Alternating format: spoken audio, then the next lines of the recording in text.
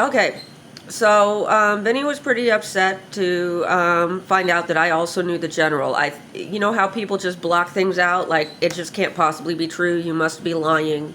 It's just one of those mind reader things that you always do that you must have learned from somebody other than the general. And but he was pretty proud to talk about knowing all the Nazis that were in the area, and he knew. I had met Wolf. I hadn't met. Eugen died a long time ago, and then, but his wife Olga was living here, and then Elsa, Wolf and Elsa are Connie's parents. So anyway.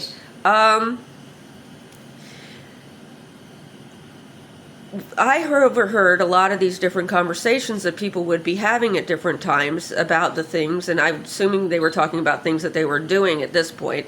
As a kid, you think that they're just talking idle chatter, but they were talking about over and over again all of the people that they would just kill on the battlefield because they wouldn't transport them alive off the battlefield, but they would transport them dead off the battlefield. They wouldn't waste time trying to save them, but they would put a lot of effort into figuring them out. So all of these people were dying in a fit of Nazi fury, right? And then being put in the Pervitin, the methamphetamine cook that they made, and then fed back to the next person. And I think that the Nazis had to hit the 7-generation Gog and Magog phenomenon.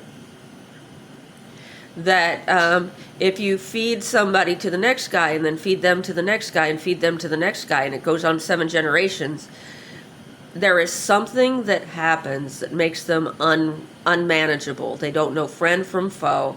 They are very concentrated in something, if they can move at all, because it can be a concentration of prions and such. I think that it's possible that I might know more specifically what has happened. That was a phenomenon that was studied here in Bloomington after the war.